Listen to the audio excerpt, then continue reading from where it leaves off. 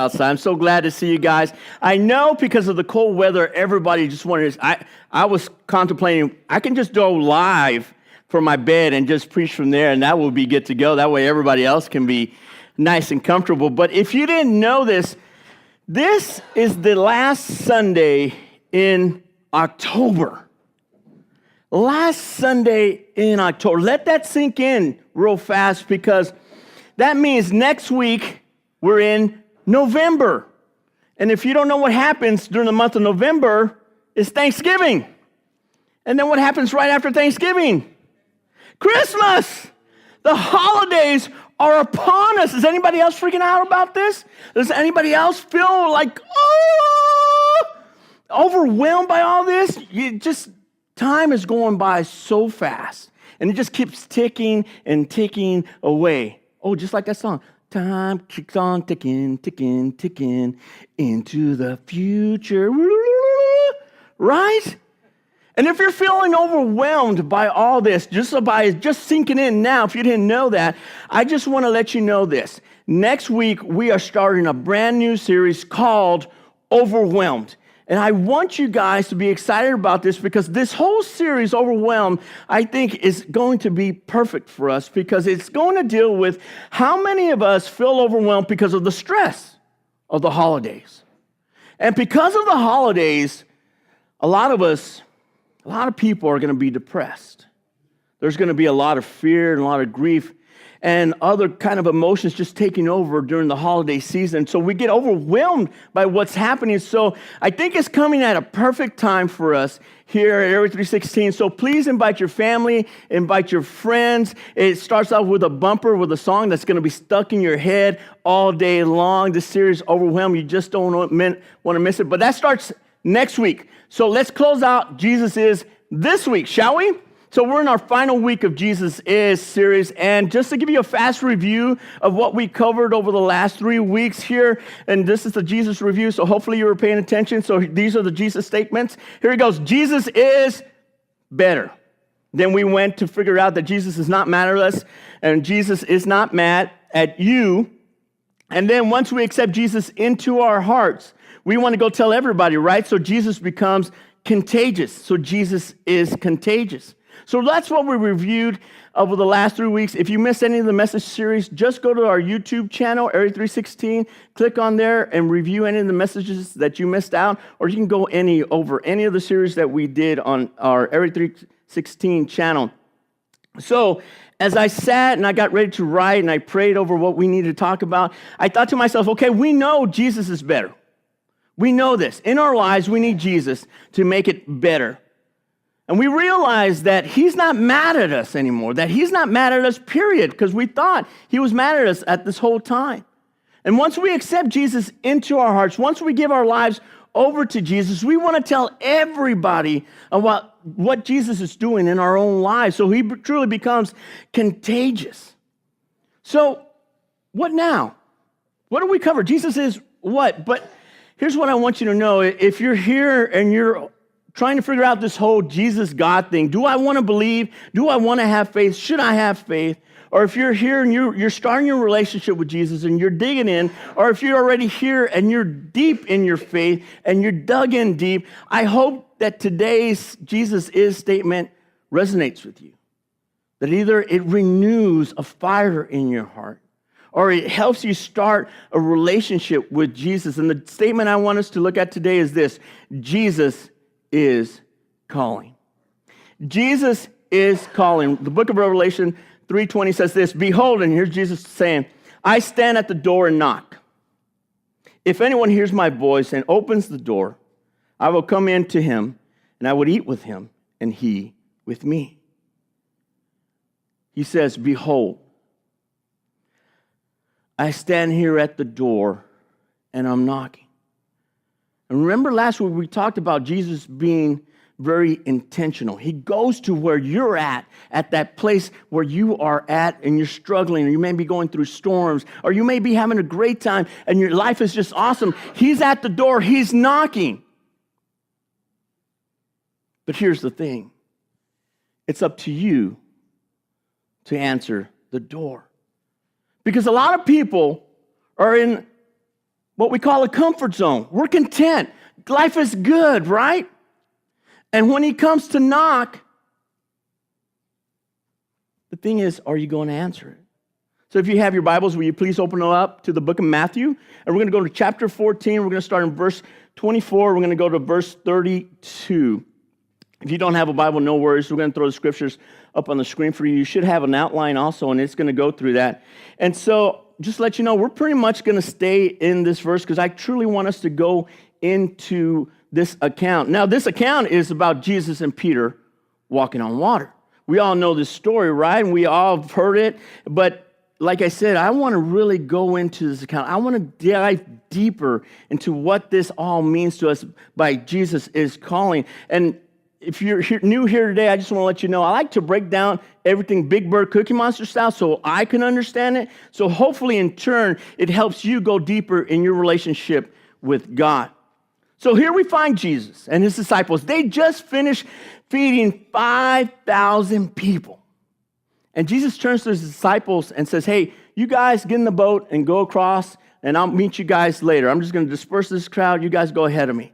So the disciples do as Jesus tells them. And so we read in the book of Matthew 14, 24 to 32. It says this, but the boat by this time has a long way from the land, beaten by the waves, for the wind was against them. And in the fourth watch of the night, he came to them, walking on the sea. But when the disciples saw him walking on the sea, they were terrified and said, it's a ghost. They cried out in fear, but immediately Jesus spoke to them, saying, take heart, it is I. Do not be afraid. And Peter answered him, Lord, if it is you, command me to come out to you on the water. And he said, come. So Peter got out of the boat and walked on water and came to Jesus. But when he saw the wind, he was afraid and began to sink, and he cried out, Lord, save me. Jesus immediately reached out his hand and took of him, saying to him, O you little faith, why did you doubt? And when they got into the boat, the wind ceased. So when we read that statement, we're all focused on Peter. Peter, why'd you take your eyes off Jesus? Peter, why are you focused on the wind and the rain and the lightning? But do we stop and say, wait a minute, what about the other disciples? Why are they still in the boat? Why did they stay there? Why didn't they go, hey, call us all out onto the water, Jesus? But they were like, no, I'm going to stay here in the boat. And I bet when Peter was like, Jesus, if that's you calling me, they were like, Peter, Peter, do you not see the storm that's happening? Are you crazy? But Peter listens to Jesus, right? He gets out of the boat and he starts walking on water.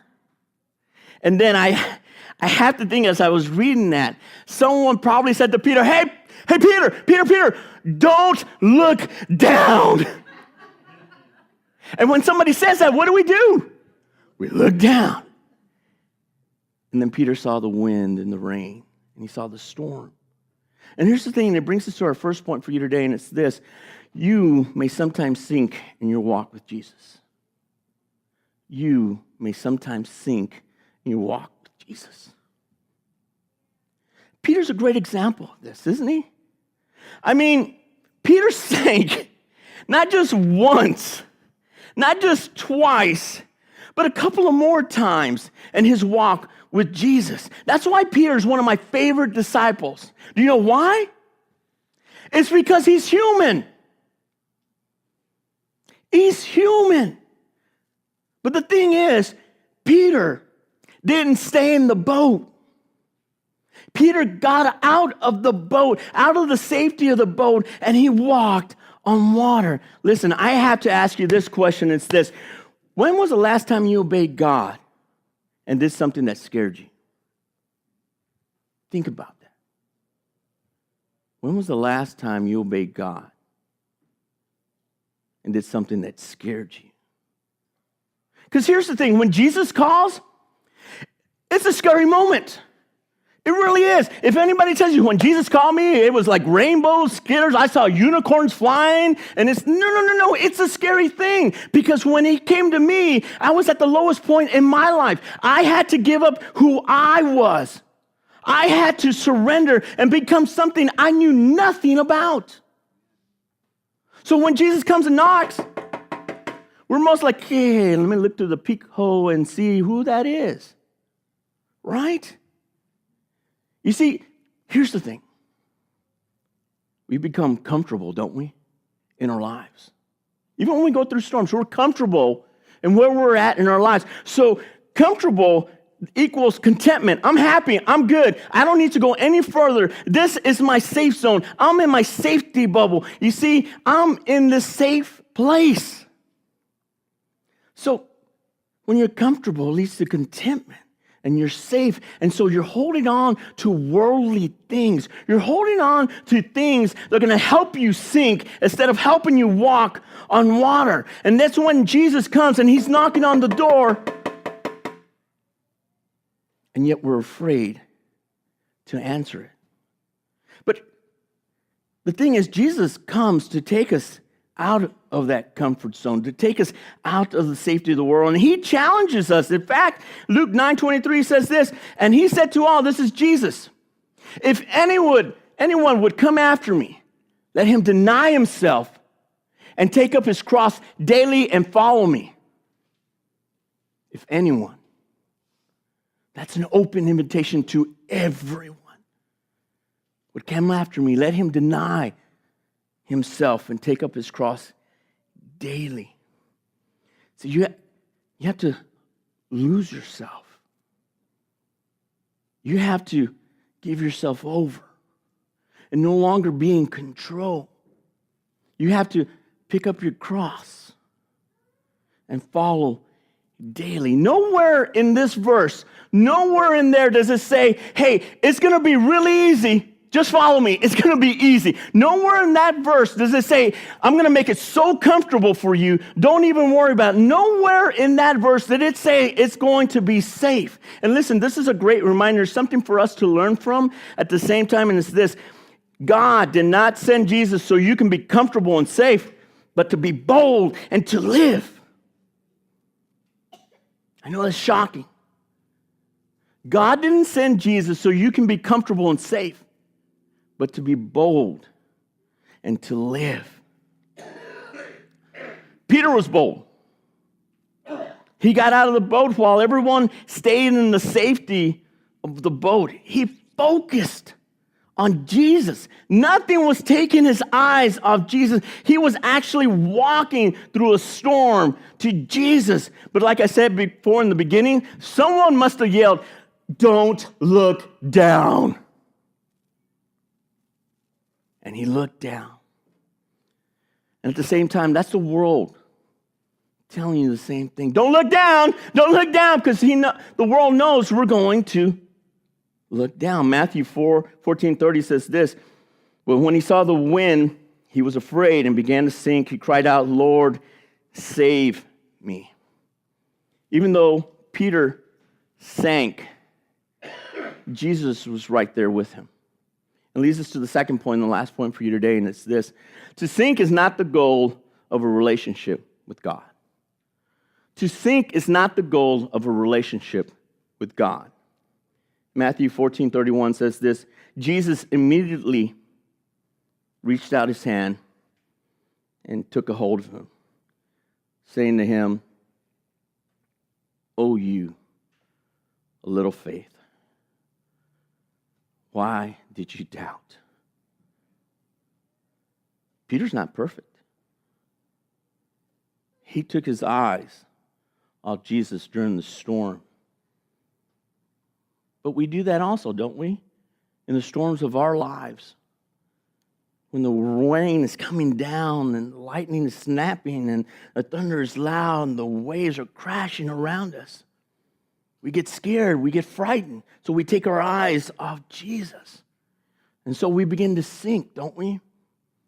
And when we sink in our walk with Jesus, there's people around you, people that you know will go, I told you, don't get out of the boat. You see what happened? You see what happened? And they belittle us. And they're like, you're not worthy enough. And they make us even feel more unworthy to know who Jesus is. But maybe that's ourselves telling us the same thing. You shouldn't have got out of your comfort zone. You shouldn't have got out on the boat. You're sinking. There's no way you can do this. You can't do this, period. Why even try? Get back in the boat. Stay in your comfort zone. But I want to let you know, those are all lies. Those are all lies that the devil wants you to believe, that the world wants you to believe, that there's no way that you can walk with Jesus, because guess what? You're not perfect. You can't be perfect. If you're not perfect, guess what? God doesn't want you in his life. Those are all lies. And this is what I want you to know, and that you need to know, and you need to tell yourself this every single day when you wake up, is this: the goal is not to be perfect. The goal is to have a relationship with Jesus.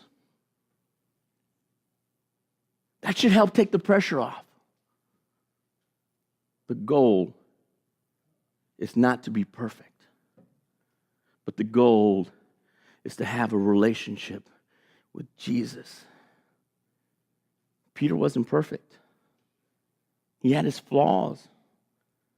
But did you catch what verse 32 said? It says this: and when they got into the boat, the wind ceased. When they got into the boat. That means Peter walked on water with Jesus back into the boat. He never left him. He never forsake them. He was there when he started to sink. He pulled him out and he walked him back into the boat. And Jesus told Peter, while he pulled him out of the water, he said, "Oh, you a little faith. Why? Why did you doubt?" And I read that and I'm thinking, why would you tell Peter that?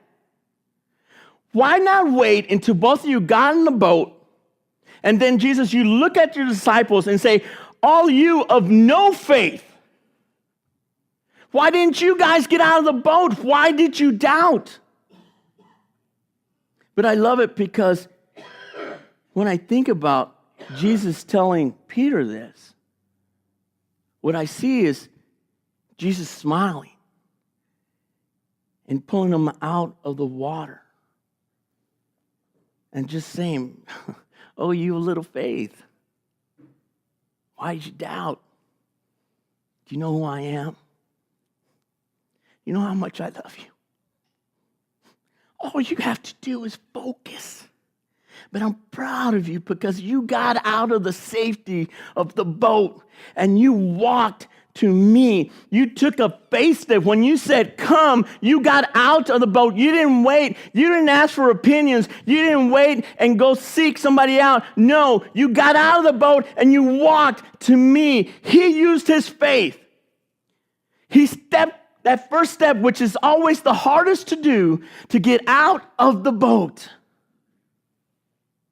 to put 2 feet on the water, not in, but on, and walk to Jesus. He wasn't just saying, "I'm a follower." He was saying, "I'm taking up my cross. I'm going to walk to Jesus and be a follower of Jesus." James 2:26 says this: "For as the body apart from the spirit is dead, so also faith apart from works is dead." Listen, faith without works is dead because it comes from a heart that hasn't been regenerated by God. Faith without works is dead because it doesn't come from a heart that has been regenerated by God. What does that mean? That means this: you have totally surrendered over to God. Because if you haven't surrendered over to God, and yet you're saying, "I'm Team Jesus," put a bumper sticker on your car, but you haven't given over your heart your soul, your every bit of being over to God, then how do you have faith? He says, pick up your cross daily. It's not comfortable. It's not easy. It's not safe. But he says, follow me. So you have a choice. Are you going to stay in the boat? Or are you going to say, Jesus, I give it all over to you. I give you my life. I give you my family. I give you my finances. I give you everything I have. I'm getting out of the boat. And I'm going to take a step towards you. I'm going to put my feet on the water. Acts without faith is dead. And many may be thinking, well, you just read that, Pastor Juan, so that's a checklist. I got to do all these good things before I can get into heaven. No. What it means is that you are ready to get out of your comfort zone, and you are ready to pick up your cross daily, and you are ready to make that walk and follow Jesus, to live a life for Jesus, even if it means that you'll sink a couple of times. So are you guys ready to take a faith step? Because it can start today. If you're here today and you're like, man, okay, I'm in the safety of my boat, and I want to follow Jesus with all my heart, then Jesus says, come to me. And no better way than to get out of the boat, than to serve just like Jesus, to love just like Jesus, to live just like Jesus.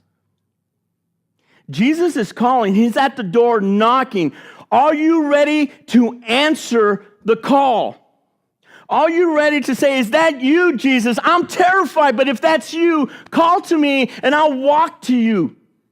Call to me. I hear you. I want to open the door. Don't be afraid. There's no fear in knowing Jesus Christ.